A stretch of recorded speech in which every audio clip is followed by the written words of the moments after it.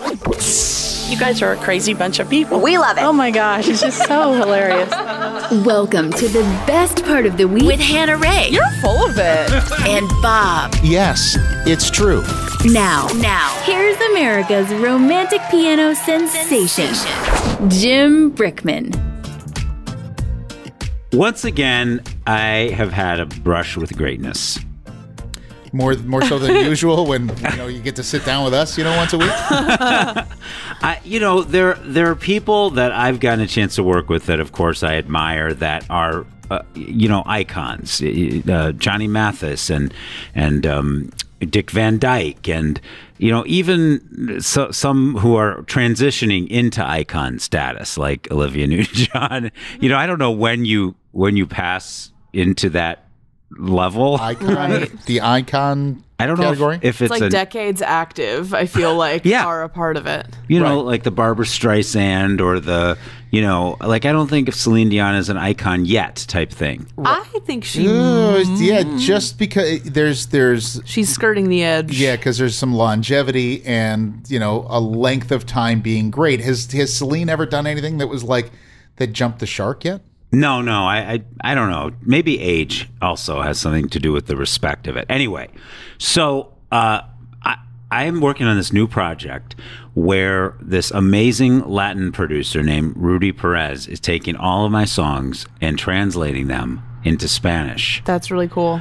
And he's going to have some of his, the singers he produces, sing some of them. Mm-hmm. So I go to his house in Miami. Yeah. Which was I felt very like, oh yeah, I'm in Miami. Yeah. Like I don't know what that means, but anyway, just like the hotbed of Latin music. So, outside of Havana, the real Havana, or Mexico City or Argentina. Yeah. Argentina. Right. So, Herb Alpert also falls in that category. Oh, yeah. So he starts naming these people that he's going to ask to be on my album. He goes, yeah, I'll ask Mark Anthony. And I'm like, what? Wow. That's not going to happen. He said, oh, yeah, I'm going to call him. So we're sitting there having lunch at his Miami house, and his phone rings. And his lovely wife, she answers the phone, and she said, while we're having lunch, oh, Rudy, it's Burt Bacharach on the phone. Did you want to talk to him? I'm like, what? And so Rudy's like, tell him I'll call him back, that I'm having lunch with Jim. I'm like, for somebody like me, Burt Bacharach, I learned to play with those songbooks. Mm-hmm. So clever, so... And he was Raindrops Keep Falling on My Head, right? Yeah, Close to You. Right. All the Dionne Warwick, I Say a Little Prayer for You. Every Dionne Warwick. Dionne was like to Bert like what Ann Cochran is to me. Mm-hmm. She, Do You Know the Way to San Jose? All those amazing songs. He wrote that one Herb Alpert was talking about, This Guy's in Love with You, all those songs. And so... I was freaking out. I'm like, I want to talk to Burt Bacharach. Did you really say it? Yeah. Wow. And he also wrote the big hit from the 80s, Always Something There to Remind Me. Oh, yeah, That's Burt that was that was a cover. Oh. Yeah. Yeah, well. Listen to the original. I had a Hannah moment. One of my favorite songs. Well, no, I didn't mean that in a bad way. I mean, right. I didn't understand. In context. Right. Yes. Or I'll Never Fall in Love Again. What do you get when you fall in love? Oh, love that song. Oh, yeah. I remember that one. Kinda. And I'll never fall in love again. Anyway. My grandparents listened to that stuff. Love it. Yeah. I have the songbook. I think it's probably here that I played out of when I was a little kid. That's like the Burt Bacharach. Anyway, so he said he was going to call him back. I'm like, no. Put him on speaker. Put him on speaker. So I left to go back to my hotel, and the phone rings, and it's Rudy. He goes, I have somebody who wants to talk to you. And he clicks over and conferences in Burt Bacharach. Wow. And Burt's like, hey. He has like a very gravelly kind of, it was always very kind of sexy in a way, when he would talk and sing. Right. And 'cause he was in the Austin Powers movies. Was he really? Yeah. I want to know what happened. Oh, it's not that. Still though. So Bert gets on. Hi, Jim. How you doing?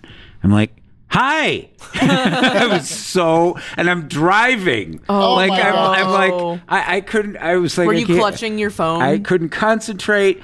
So I said, hi. I said, I've been leaving you notes in dressing rooms all over the country. Because, if I see someone else who I know or like is playing in the theaters where we're playing, on who's coming up on their calendar, I leave them a note and say, hi, I'm a big fan. Call me sometime or something. Yeah. And he goes, I've gotten those notes before. No kidding. He's 91. Wow. Oh, he wrote "That's What Friends Are For" as That's well, right. and all those songs.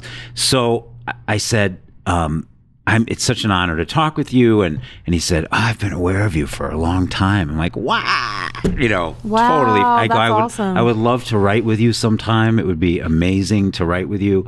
And he said, "Yeah, call me." And then I got a text then right after the call with his phone number and his email, and I'm like, wow, that's some serendipitous stuff. Yeah. And so That's awesome. I keep having these moments where I'm at a producer's house and some icon calls on the phone, like when I was at David Foster's house in Malibu. Do you know what that is? Yeah, I know who David Foster is. Didn't Mel Gibson show up or something like that? He was there too, but this was, he's a big, huge producer, Grammy-winning producer. A lot of people know he is. Whitney Houston, The Bodyguard, all that.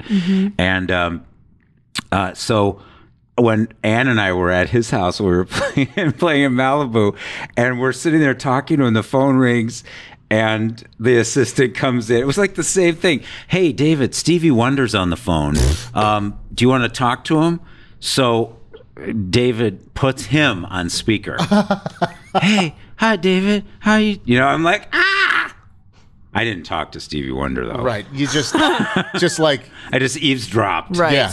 Well, it was like kind of the same thing, like when during President Obama's second campaign, I was working at a conservative talk station, and he called to talk. We had him scheduled for an interview, and so I was the guy that was the in between. Wait, Obama? Yes. Wow. So you're on the phone with Secret Service first, and then they're like, okay, all right, he'll be ready here in just a few minutes, and meanwhile, our host is like freaking out. And then, and then you get that. The next voice you hear is going to be the President of the United States. And then you hear this, and then you hear Barack Obama's, hi, Jim, how are you? And I'm on the phone as well. I'm like, oh, my God. It was crazy. You end up, I feel like you end up saying stupid things that if you're not prepared that it's coming, right, that you just don't know what to say. And I felt like I sounded so stupid. Like I was like, I'm such a big fan, and I left the notes in the dressing rooms. Like total geek out fan moment, kind of like but that's probably how the people that wait in your meet and greet line kind of feel. And That's what I was thinking. After we were in Kalamazoo, and so Tyson was with us, so he ran the meet and greet instead of Daniel, who normally does it.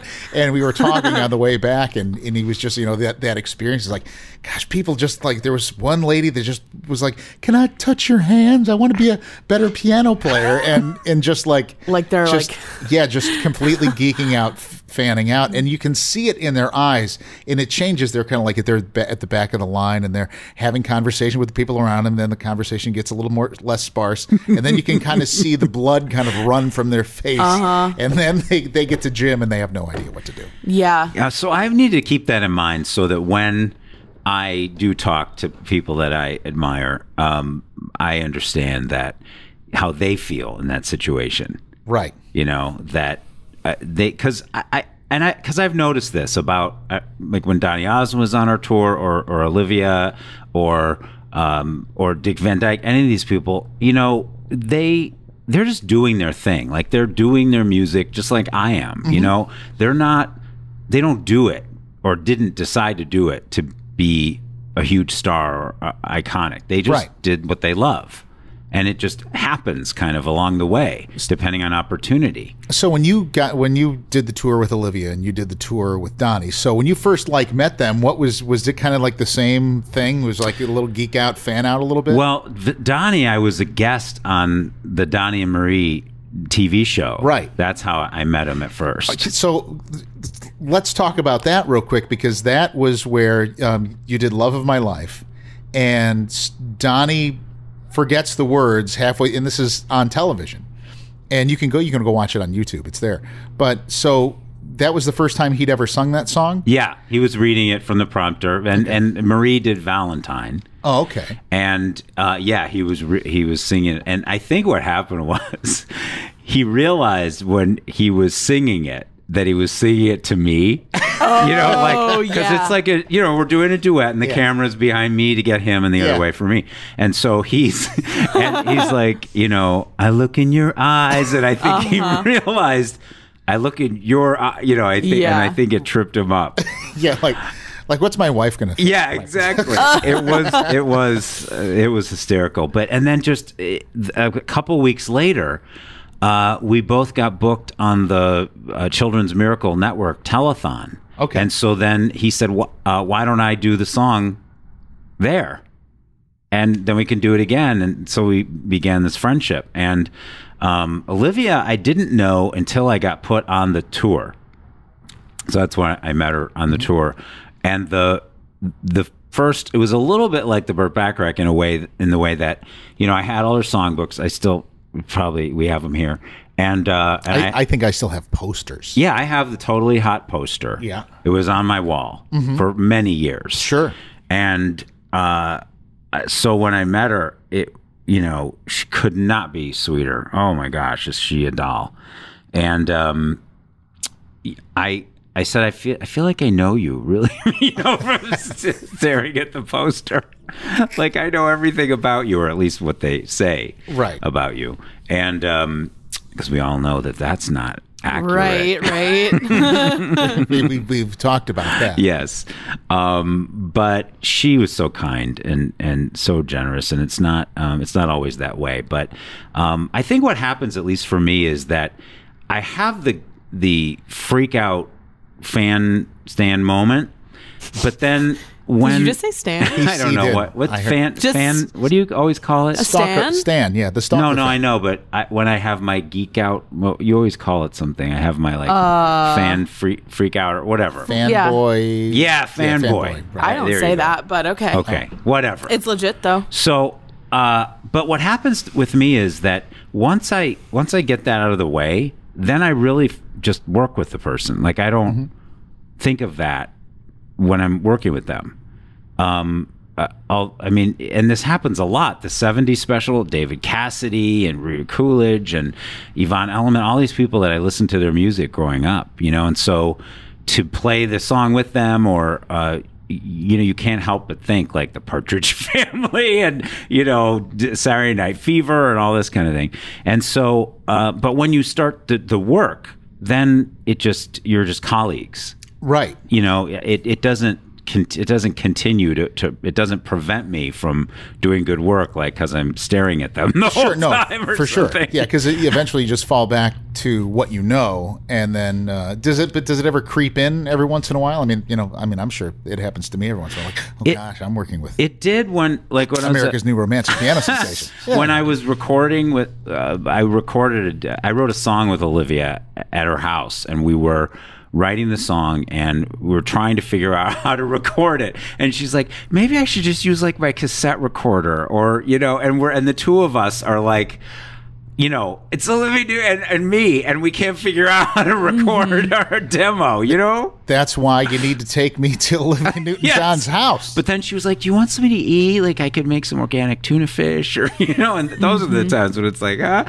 or she tried to fix me up on a date as well. Really? Yes. And it didn't work? Well, we went on a double date. We went to Mamma Mia together. Okay. And interesting choice. And we went, she had this movie. Xanadu. No. Right. I mean, yes, she was in Xanadu. But no. It's a few years ago. It was like a She played this lesbian singer. I can't remember the name of it. So, but she asked me if I would go to Mamma Mia with her. So we went, and I'm like her date. I'm like, oh my God, those are the times. Right. Walk into the movie theater, Olivia Newton-John is my date. Or she calls me up one day and says, I wonder if you would do me a favor. I was invited to play at this gala for President Clinton, and like a fundraiser, and I don't have a piano player to play. They want I Honestly Love You, and I don't have anybody to play. Will you go with me? Stuff like that. The answer is yes. It was amazing. Mm-hmm. So that's where the picture that's in your office at home it came from. No, that was the White House. So sorry. So how many pictures do you have with the Clintons? Well, the one with Calista Flockhart. That's right. She was. What is her name? Calista Flockhart. Calista Flockhart. You know, Ally McBeal. Ally McBeal. Yeah. Oh, okay. Yeah. And what show is in? She's married to Harrison Ford now. Oh no, she's in. She's on Supergirl. Yeah, she's the boss on Supergirl. On Supergirl. Right. But you know who else was there at that party? No. Oh my God, Gregory Peck. That was insane. Atticus Finch was there? No way. That was craziness. That is crazy. Yeah, it was amazing. So That's yes, huge. she has become really a wonderful person in my life, and it didn't work out with the person she fixed me up with, but you know. Bygones. The friendship has withstood the test of time. Yes. That's more important. Johnny Mathis was so kind, although I don't know if I should say this. You know, he was mad at me actually because he golfs every day with his buddies. And he works out every day, like, 85 years old or something. Burt Bacharach's 92, by the way. Right. So we were recording together, and he said, my buddies are really mad at you because, I play with them every day, and they're like, who is this Jim Brickman? It's taking you away from the golf game. But, the Burt Bacharach thing, it has to happen. Like, I will go to California. I'm not sure what I'm going to try to write with him. Whatever it is, I don't care if it's the alphabet to music. It's probably even if it is, it'll be good. Yes. Between the two of you, it'll be. Although I don't think he writes lyrics, so that might be a little issue because he was married to Carol Bayer Sager. Do you know who that is? Huge songwriter. So he didn't write. He wrote the music to all those songs. He didn't write the lyrics. Hal David, Bacharach David. Okay. Yeah. Now I get it. But those are the kinds of things in my life that I feel like are worth pursuing. Like the Steve Perry thing, same thing. I really want to do that. It's worth pursuing because of the kind of art that it'll make, and to work with the people you admire. Yeah, that would be. I mean, I'll drive the piano there if we need to do that. Now that I know how to drive a big rig. So this all started with the Latin album, right? All my songs in Spanish, so I'm excited about that. That's going to be cool. Yeah, it's going to be pretty. I have to learn who some of the Latin superstars are, though. Well, there's Ricky Martin. Oh right? yeah, Enrique Iglesias, right? Enrique Iglesias, yeah. Sure. Mark Anthony. You know what? I have a feeling I might meet Ricky Martin next weekend because Desmond Child is doing the show in New York that I'm going to, that he's playing a concert, and I'm sure like all of his buddies will be there. What about Gloria Estefan? So I asked this guy Rudy. He knows them all. He's like, yeah, let me call Emilio. It's that kind of thing. Wow. Once again, I know we're always on this topic, but like, how do you have all these people's phone number? Bacharach calls him. These people don't call me. Like, I don't. Yeah, there goes another one. Moment of silence. For I think actually that was a police. I think here's what I took from the meeting with Rudy, where he knew everybody and everybody was his best friend, and this guy's amazing. He started the Latin Grammys. He was the one that Oh, I didn't even know there was such a thing. The Latin Grammys. It's right. Yeah. And but I decided that part of the reason that I don't have a big Rolodex and some of these other people do is they're like better at schmoozing than I am. Like they're better at making buddies and friends and hanging and playing golf and things like that. And what goes into being a good schmoozer? Like, is there classes that you can take for schmoozing? I think the less self-aware you are, the better at schmoozing you are. You're right. Yeah. Wait a minute. I'm saying that he is self-aware. Right. And, well, now I'm getting worried because now I'm thinking that because I feel like I kind of have a natural knack for schmoozing. You do. Okay, they're not mutually exclusive. Okay, yeah, because I was a little worried. Because you're self-aware. I feel like I'm self-aware. Maybe not as much as Jim. Right. But everyone has their blind spots. What does that mean? Yeah. So, does that mean self-conscious? No, in my mind, it's like you're very aware of your intention with everything that you're doing. So like schmoozing for the sake of schmoozing doesn't do anything for you. Right. Mm-hmm. So you feel uncomfortable doing it because you're like, what's the point? So in other words, these people really care and like these other people. They're not doing it for a reason.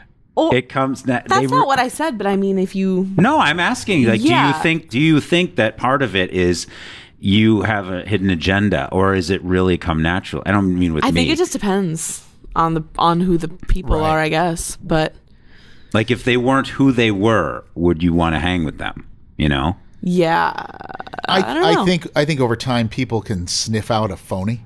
You know what I mean? So like I think the other side of being a good schmoozer is also being genuine, right?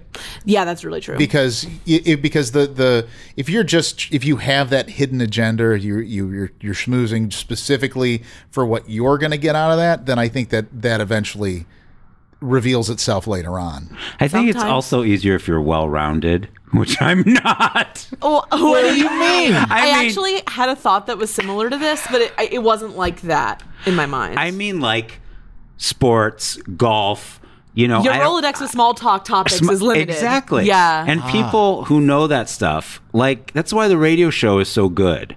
Because Bob knows about all these things, and you know about all these things. So I can just react. I don't know. I feel like I'm pretty limited, too. If it's about music, I'm okay. If it's about the Cleveland Browns, I'm okay. Everything else is just little bits of trivia that doesn't have a whole lot of depth. Well, you act like you know about things, though. There's that, too. I mean, we all know that. That is true. I just don't fake it well. I mean, Yeah. I'm at that Yeah, point in I life. can't- Somebody yeah. says, you know, oh, man, that Super Bowl. I just, instead of like, yeah, man, I'm like, I don't Yeah. do sports, Yeah. you know, because it's not. I don't want to play along. I don't do that either. I've also noticed lately the weather. I mean, it's like a joke. It is. That's the go-to. I mean, that's what everyone talks about first when they don't know what to say. Well, I think it's because it's something that's common to everybody. You have to pay attention to it at least a little because you have to interact with it when you leave your house. So everybody has about this, at least as long as they're not a meteorologist. Everybody has about the same education with weather, wouldn't you say? Probably. So it's kind of a common touch point. Everybody can have at least a 40-second conversation about the weather. Man, is it hot? Man, is it cold? Boy, aren't you lucky? It's about -6 where we are today. Exactly. So that's, like, oh, God, I would never live in -6. I'm like, well, we kind of deal with it. The summers are nice here, though. Exactly. So, I mean, you can have those conversations. I don't know why They're that pretty bothers me so much. Because I'm like, it's a waste of breath. Because you're a maximizer, as we always return to. That's right. You're a maximizer. Yeah. I think I want to be more that way. I'm just not. You know how sometimes That's okay, though. you want to be something that you admire in someone else. Yeah. No, yeah, I got maximized this weekend. I got maximized. So, you did. Did you see this? I have to talk. Bob. Did you see the giant Penske truck that's parked over there? No. Just go ahead and take a gander at that thing. Wait, on the side of the building? Yeah. Okay. So I drove that giant to Kalamazoo. Okay. And so we had an issue with the piano in Kalamazoo. So the idea... Which piano was it? I took, as you can see, the Roland Grand is missing. Yeah. Okay. So the problem with the road case is that it won't fit in a standard size budget truck. And so we had to get basically we had to get a truck with a large enough door to fit the piano case in. So in order to get the door, you have to get one that's a 28-foot box. Like a big moving truck. It is a semi-cab, nearly like a tractor-trailer cab with a box on the back of it. And so I learned how to be a trucker over the weekend. Wow. And breaker. Yeah, I only wish that I had a CB, but the truckers teach you the rules. Whether you like it or not, when you're something that big on the road, you can't operate. I learned pretty quickly, you can't operate like you're a Toyota Corolla out there. Right. And because I thought, my initial thought was, okay, I'm on the turnpike. I don't want to move around a whole lot in this thing. Number one, it goes 70 miles an hour and that's it. If you encounter any kind of grade whatsoever, you'll lose 10 mile an hour in like going up a hill. Oh, like an incline. Yeah, go up an incline and you'll slow down like by 10 miles an hour. So the idea that the amount of time and effort and your labor that went into this is insanity. Just because they don't have a piano. This is like a 3-day event because the theater didn't have a piano. I mean, why couldn't there have just been a piano that they rented and then brought to the theater? Was there like a reason? They wouldn't spend the money. Even if you reimburse them? Why should I do that? I mean, you shouldn't do it, but no, but actually, in retrospect, it probably ended up in time, energy, money, and people, it probably costs the same. Yeah, I mean, luckily nobody's... Do you feel like you gained a useful life skill? Nobody's been injured yet. At the very least. I mean, at the very least, you know, I am a sucker for adventure. That is true. You love a challenge. So there was like, all right, I'm going to learn how to drive this, thing. Like if the steering wheel is, the size of a large pizza. It's a very large steering wheel. And I don't know why I equate it to food, because I equate everything to food. But and it had an air horn, which was really great. Wow. And you get to, hang with other truckers. Right. Yeah. So because Did you go to any of the truck stops where there's like a prayer room? And well, now I know. Now I know. Encountered that because it exists. But I also now know what truckers look like. You can't see truckers. You can just see like an elbow when you're in a car, right? But like if you're up on their level, all of a sudden you can like see like truck drivers are a lot younger than I think they are. Like, I think, yeah, right. You know what I mean? Like, I would just assume a trucker is older than I am. Like a pilot. Yeah. I feel the same way about pilots. Or doctors. Yeah. You always think, well, they're experienced. I don't know why I think. Do you think that? Yeah, I guess so. But I'm never really struck when... I think it's exciting when people are closer to my age because I'm like, oh, wow. Oh, I like it too. I just don't expect it. Yeah, I guess I don't expect it. The door opens to the cockpit. You expect, in my mind, you expect to see silver hair, this kind of thing. Oh, I have no image in my mind of a pilot. No, and the thing Except is too, males, probably. I think sadly. I think some of what it is mentally, I'm still like 23. Right. So, driving along, I think that all the truckers are at least in their, they're in their 40s, which is your age. Right where I'm at. So I decide that it's probably, since I don't really know how to handle this thing yet, I'm just going to hang out in the middle lane. So I hit a grade, and there was a truck that had ample horsepower to get around me. But on the turnpike, they're not allowed to use that far left lane. So the trucks aren't? The trucks aren't. Yeah. So he comes screaming around me on the left and lays on his horn at me. So these truckers teach you the rules. I'm like, okay, so I guess I'm not supposed to hang here. So basically then I was in the right lane almost the whole way to Kalamazoo, and it would never go above 70. Wow. I wanted to. But I'm glad you didn't. I'm glad I didn't too. It sounds like a good choice to have not. Yeah, and I just kept looking for places where I didn't have to back it in anywhere. Right. Going in reverse made me very nervous. Stressful. Yeah. Oh gosh, I would have been parking it, and I just can't even imagine. You have to be more assertive. I found myself being more assertive because you're such a large thing. like you're either like wait for people to get past you so you can get around, or you just got to whip yourself out there while you know you've got there's a lot of space between you and something else. So you're like, okay, I need this space. I'm going to take it before somebody else comes in on it much quicker than I can move around. So yeah, you end up being a little more aggressive but safer, if it makes sense. Well, this is going to work out good for the tour. Because then Bob can drive the truck too. Definitely reasonable. I could fill in and drive the tour bus forward if, like, well, like after we had this year, like all the tour bus problems, who knows what'll happen next year. So good, yeah. It's so yes. The answer is yes. I feel like I got a brand new skill. Nice. That I can.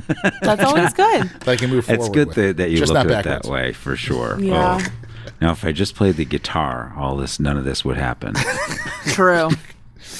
But another fun travel note. This is something we kind of talked about a little bit at Rubber Chicken in Kalamazoo.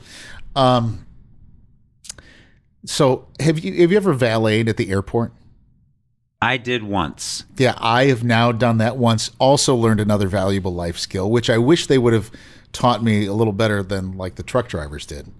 So when we went to Atlanta, played with the symphony, it was beautiful. I love these symphony dates. Yeah. I wish there were more, because I wish so too. It's amazing to hear the music with the symphony. But so I'm flying, I'm like, you know what? I can take this and this and this and basically take as much of our stuff as we can to Atlanta. So I say to Angelina, like, we should leave at 5:30. So she thought 5:30, give or take 20 minutes. When was the flight? The flight was 7:30. And that, I figure, that's an hour and a half in. And this is while everything's still shut down. So I'm not sure what's going to be happening TSA-wise. Yeah. So now my stress level has just gone through the roof when we're leaving at like 10 to 6. And she's like, sorry, I didn't understand that, you wanted to leave at 5:30, that it was kind of a hard 5:30. And can she be blamed considering your regular scheduling? No, but it still caused me stress. No, I understand. So I said, feel the need to assert that. I stick up for it too. Yes. You're fine.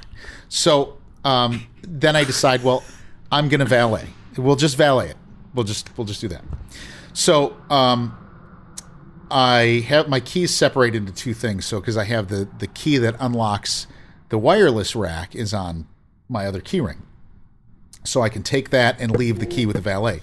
So pull up valet, start to unload the stuff, and the guy says, so what time are you coming back? I said, well, we'll be back at 11 a.m. Sunday. It's the only thing he said, which I assumed meant he'll write it down and they'll line that thing up around 11 o'clock on Sunday. Reasonable to assume. Gives me a ticket. I hand the ticket to Angelina. She puts it in her purse. We go to Atlanta. Oh, no. So we come back from Atlanta at 11 a.m. on Sunday, and I present the ticket. He's like, did you call? I'm like, call who? It's like, call us. I'm like, no, why? Was I supposed to? He goes, yeah, it's right here on the ticket. He goes, in the little fine print. Oh. No, he goes, is this your first time? I said, as a matter of fact, it is my first time. And he goes, well, see, look, right here, it says call, and there's the number. And if I had bifocals, it would be hard to see this. I'm like, you know what? Nobody clued me in to read the fine print on the ticket. I'm like, how long is this going to take? He goes, it's going to be like 5 minutes. I'm like, well, that's reasonable. He goes, well, we would have had it for you right here. I'm like, no, that's cool. We'll sit. We'll wait. What's good? And so I sit down. I was like, it'll be 5 minutes for the van. She's like, okay. So we said like 5 minutes pass, like 6, 7, 8, 10 minutes pass. We sit there. Nobody has said anything to me. I'm like, you know what? I have this feeling the van's just sitting out there running. And sure enough, I go out there's the van. So I'm like, okay, so schlep everything outside. And then, another guy runs over as I'm putting all the equipment back into the back of the van. And says, and asks if we need any help. I'm like, nope, I got this. We're this far down the road. And then I get in the van, ready to go. I'm just kind of waiting for one car to clear so I can pull out. And the guy asks, do you have the ticket? I said, no, I didn't. He goes, did you call? I said, no, we went over. He goes, well, where's your ticket? I said, I don't know. I gave a ticket to the guy inside. And he goes, well, did you pay? I said, yeah. And I said, coincidentally, I've even added a $10 tip for you. So we're good. We're square. But he didn't help you put the stuff in the car? Right. See, that's my thing. That's my thing. So you're too nice about that. And then, well, just wait. Oh. Because Angelina was stunned at the developments that transpired. So, and he goes, and he says, well, I need the ticket. I said, I'm trying to tell you, I don't have the ticket anymore. He goes, well, you have the receipt. I'm like, I don't know. I'm in the car. It's running. It's warm. And he goes, you're going to have to wait here while I go check.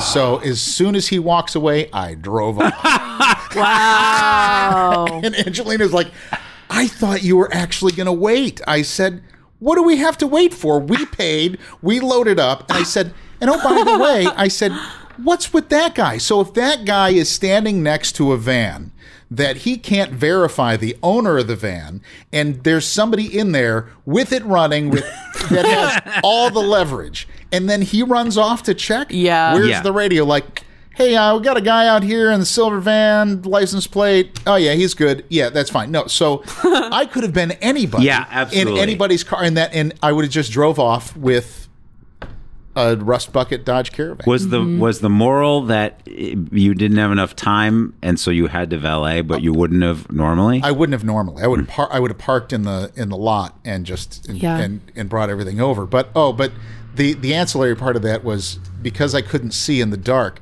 The key to the wireless rack was with the valet, which I discovered once I got into Atlanta. And I'm like, oh, well, guess we're not using that today. So we ended up using their wireless, which was no big deal. But I was like, oh, I brought this heavy thing all this way and couldn't use it. I have a story that I just remembered about. So you know how I'm often kind of given, okay, maybe not. I'm very nice to people in customer service. Mm-hmm. And Jim often... We haven't done the test, but go ahead. ...gives me grief for that. So... No, that's not gives me grief for it, but he's like, whatever. Okay. You could roll back thousands of examples of us having this conversation. But, so, over the weekend, so basically, I threw a fit and I got something for the first time. All right. And so, it was awesome. Yay. So, what happened was, I was... my sister and I have been working on this documentary for over a year, and we were shooting a choir competition in Loveland, Ohio, just outside of Cincinnati. And we had been in this high school from like 10 a.m. to 11:30 p.m. We had a crew of 5 people, including us there. And we got to the hotel, and we had rented one room for 5 people because we were trying to just like make it as cheap as possible. Oh, yeah, absolutely. And I guess when my sister called, she's 2 years younger than me, they said that it would be okay to have a cot in there. So everyone would be able to sleep on somewhere relatively soft, and it would be fine. So we go in, and the woman behind the counter is like, that's a fire hazard. We can't bring a cot in there. It's not okay. And Audrey, who's my sister, normally very great at leading these things, was like, oh, well, I called and they said it'd be fine. And the woman behind the counter, just continued to refuse. And so I was just fed up at this point. I was like, we're not going to spend like $150 more of this budget on this. So I just really loudly from like the back of the group of us was like, so we made our entire plan based off the fact that you said that we could all be in one room. And since that's not the case anymore, I mean, I don't really know what you want us to do, because we made a choice because of that. And she was like, I'll drop the rate and give you an extra room. And I was like, yeah. So it ended up only being like, I think it was like $15 more for a whole room.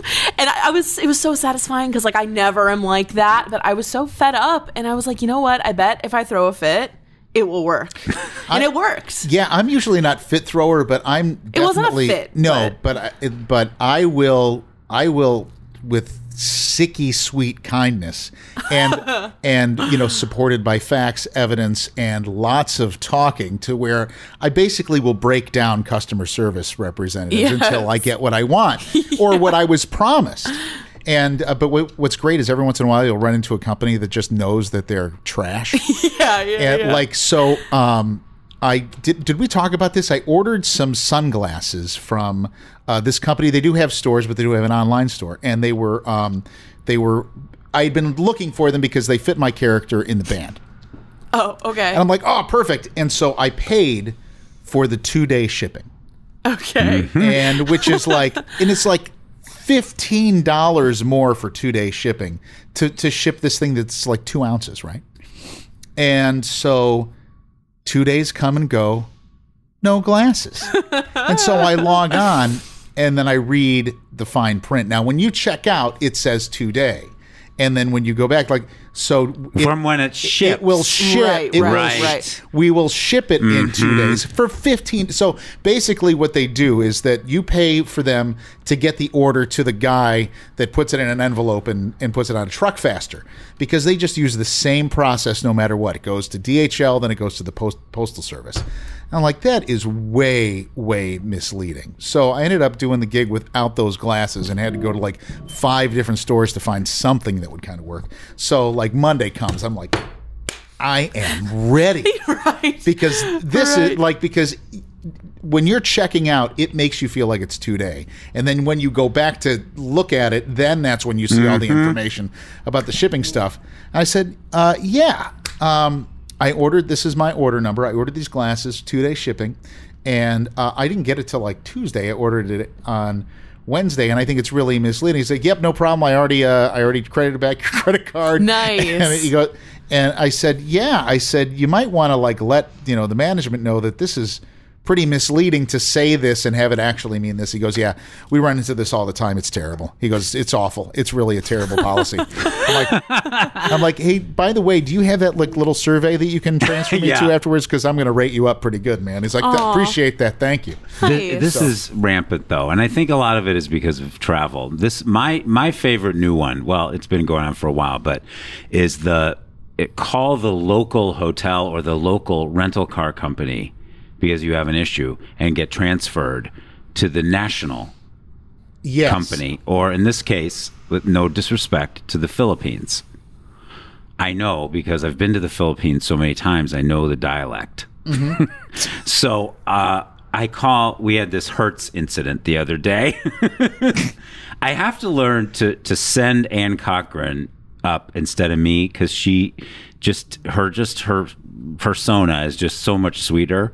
She gets more, "Oh, honey, we should get the upgrade." Like it's just, "Oh no, I'll give it to you." Like, as opposed to me, like, "Listen, I got," But anyway, so we're driving out of Hertz, and you have to I get the gold thing where you can pick the car that you want from the gold service. That's, do you know what I'm saying? Yeah, don't they have they have a silver lot, a gold lot? Yeah. You just go to the row and get it? Right. Okay. Or your name is up, James Brickman is up on the thing to make you feel special. And so I go to the gold thing. We pick a nice SUV because we're taking this car from Chicago all the way to New York for a week at all these stops. So I think I'm going to be in this thing for a while. I'm not going to take a little sedan, there's going to be all its stuff and people. So we take the car from Gold, we go to the checkout, and the woman is like, "Well, there's an upcharge for taking an SUV."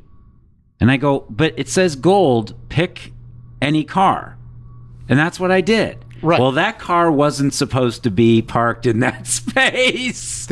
Sorry about your luck. Yes. Right. That's I'm their like, fault. "You did that, right?" So she goes, "You're going to have to go back and talk to the manager." So I look behind me. There's like 5 cars waiting. I'm like, how? Go through and you it, or something like that. So I thought, you know what? I can't deal with it. I don't care. I'm just going to go. Because no amount of me complaining, saying what really happened is going to change it. She's like, "Well, let me see your reservation." I show. It says Gold. Yeah, I don't know. You're going to... I thought, okay, I'm not continuing this. I'm just going to let it go and then call. So I spent in Kalamazoo while you were putting the piano together. It must have been 40 minutes at least of trying to call the Chicago location and not being able. They give the local number of the Chicago place, but they transfer you. If you're calling about extending your rental, press this. If you're calling every number went to the Philippines. Right. That's because they only have like a half a person working at the local office and they can't tie them up on the phone. So I said, "Listen, this is what happened. I don't know what to do. Can you please take it off?" And of course it comes. I'm nice. at the very beginning, but I can't help it. It escalates because it doesn't accomplish anything. Neither, I guess, did being nasty. But so she said, I said, well, I said, I guess I'll, it's too expensive. I said, so what's the total going to be dropping it in New York now? Because you're charging for the upgrade every day, because it's a daily upgrade. It's how they do it. Like, oh, you'd be more comfortable in a SUV. Right. It's only $50 more a day, not $50. So she goes, your new total would be $2,400. I'm like, for a week. I go, no. You charge me that, I'm never coming back. Yeah. So I said, how much would it be to drop it in Cleveland? I figure I'll drop it in Cleveland, then pick up another car. Right. So she gives me the total 400 and something. And my gosh. But still, it was high. But when we got to the car rental in Cleveland, the guy checking us out, he took $50 off. He could not have been nicer. So it was like, it turned out okay. But then I didn't rent the next car from them because I was annoyed. Yeah. Right. So we went up to Alamo, and I'm like, Ann, you have to go up with me. I can't do this alone. So she comes up, and she's such a mark because she walks up in her Louis Vuitton bag and her fur coat. It's like they could see it coming a mile away. She'll want to be more comfortable for sure in the $50 a day. Mm-hmm. So she goes, so we play this act. She's like, honey, I don't know. I want to be comfortable all the way to New York. It's a long way to drive. And then she turns to the guy, can't you do something? Just so that we could, it's some of these other cars. That other car we were in, it was like the wheels were like wooden going down the road. It's like a full-blown improv sketch going on in the Alamo. Oh my God, okay. Chuck and Sheila hit the Alamo. And I've been waiting for this moment, I know. She wasn't like, what do you want me to do? She was like, okay, comes up to the counter. And I just thought, but it worked. She made buddies with the guy behind, because she was just so much more charming than me. And so we go out, and then he decides he's going to take us to the car, which they never do that. Right. And then he takes us out and shows her the car, and she's like, oh, there's a little scratch over here. And does this have Sirius XM? Because we really like to listen to that. I mean, it was priceless. Oh my gosh. Was she aware of what she was doing? Yes. Yeah. That's so funny. You know what? I love that. So when we rented a car in Colorado, 2 seconds after we pull out, a truck passes us, kicks up a stone, and chips the windshield. And I didn't buy the insurance. And so I'm just staring at that rock chip the whole time we have the car. And so when I return it, I'm like, please don't see the rock chip. Please don't see the rock chip. And they're like, on the windshield, there's a rock chip here. I'm like, yeah, it was like that when we picked it up. He's like, really? I said, it was just one of those things. They sent us out. They said, just drive a car off. I said, I didn't even notice. Nobody did a walk around with us or anything, but that was there. I figured that it had been accounted for. He's like, we don't see it on the sheet.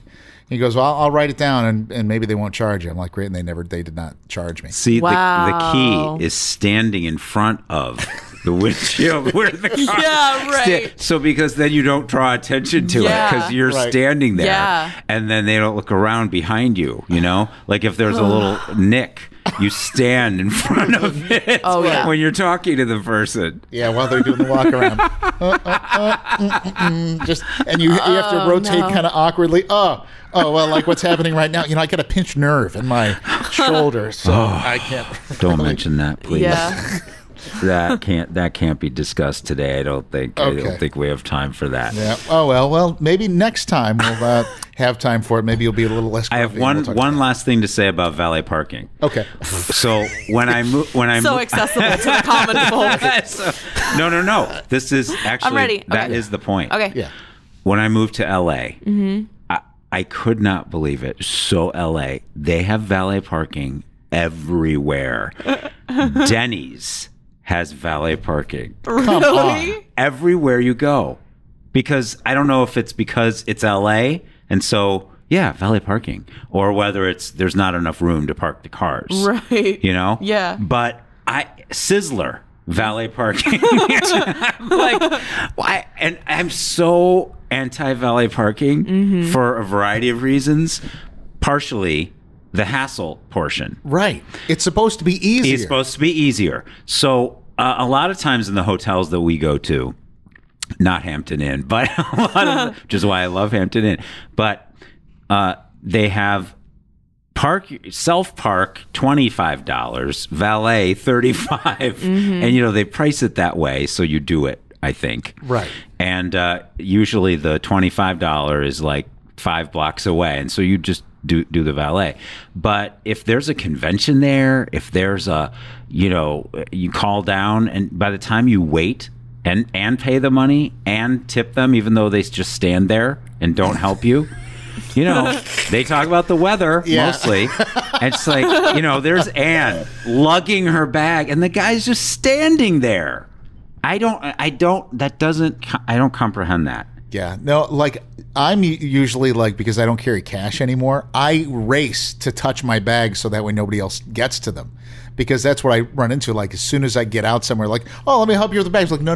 I'll take care of it because I don't. Oh yeah. I don't have any money to tip them. Yeah. And they'll do it anyway. I hate that. And that's part of their. Well, that's part of how they earn their income. But you don't necessarily know that. If it's $35 to park a day and then you're going to tip them, what is aren't they? I mean, I don't know. You don't know the structure of how they operate. But I mean, sometimes I feel generous, but mostly it's when they are kind and helpful. If they just expect it because they're a valet parker, that's when I get annoyed. No, that makes just here's your car, where's my money? Instead of like, that's the only thing. And unfortunately, they didn't sit us down with a film strip to give me the instructions on how to claim my car when I was in there. A very kind thing happened to me the other day, though.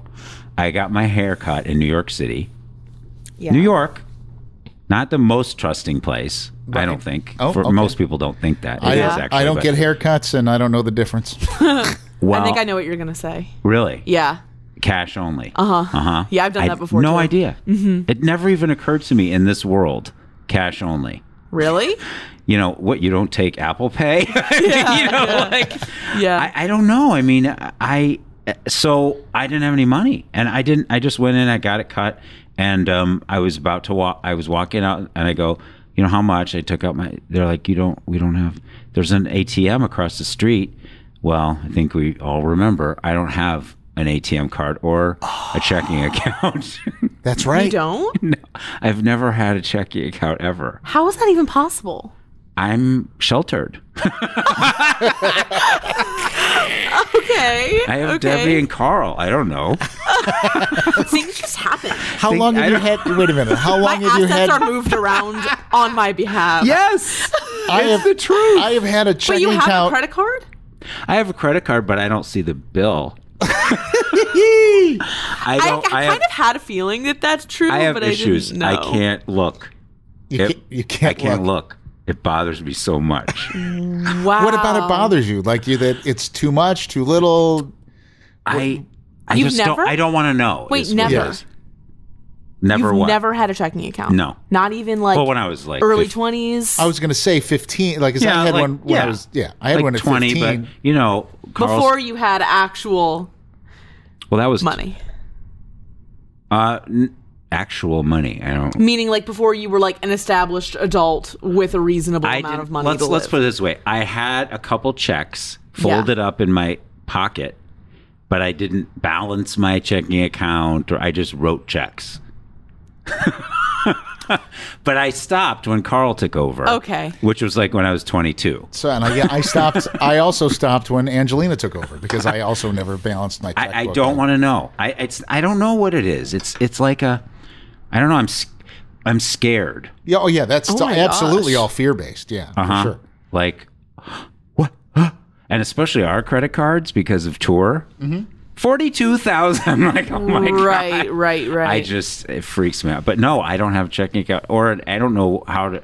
I think you could can you take your credit card and use it in an ATM machine? You can, I think, but normally you have to use a debit card. You can use a credit card if it's pinned and then it's at cash advance, and there's usually a greater fee for a cash advance. But they're treating me like a normal person. And I'm not. Like, just go over to the ATM. I'm what language are you speaking? I don't know what you're saying.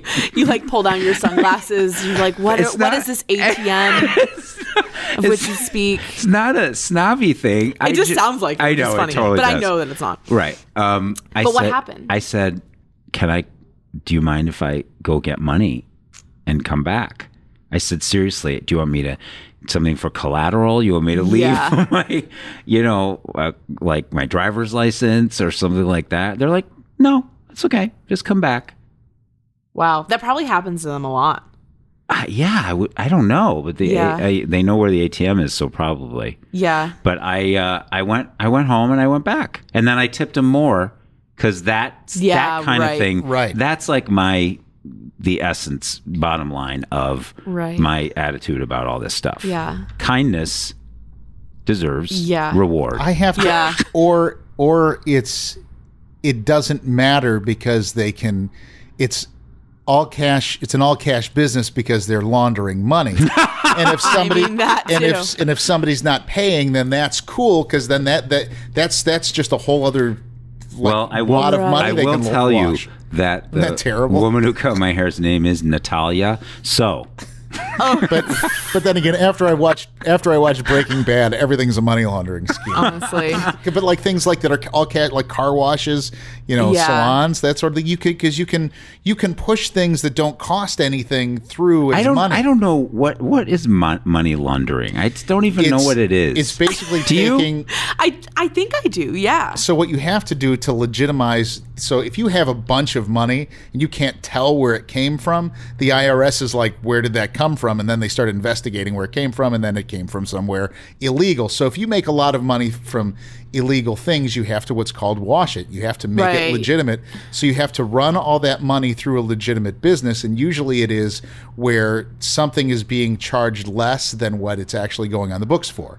Then that money goes in. It is income. You're paying taxes, at least enough taxes on enough of this illegal income, so that way. But so if you give the cash to, like, give an example, like give the cash for what, a TV or a product? It's or usually something? it's more normally like a service. A service, where you can't count the inventory, so you can assign a cost to a service. So like, okay, let's say it's $40 for the haircut. Right. And I pay the $40 money. Yeah, so like let's say that they were running a drug ring, but their front business is the barbershop. Like they would charge you $40 for the haircut, but then they would list it as like a $70 haircut to then take the money that they'd be getting from their illegal actions and legitimize it. And then run that through that book. Or they only did in reality 10 haircuts that day, but they run through 20.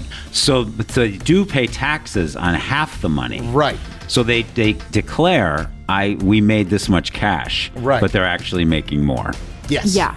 Got it. Yeah. That's how it goes. Sneaky. Just like the merch money from the lobby. Well, time to wrap up this podcast. 20. How come he always pays everybody with 20s?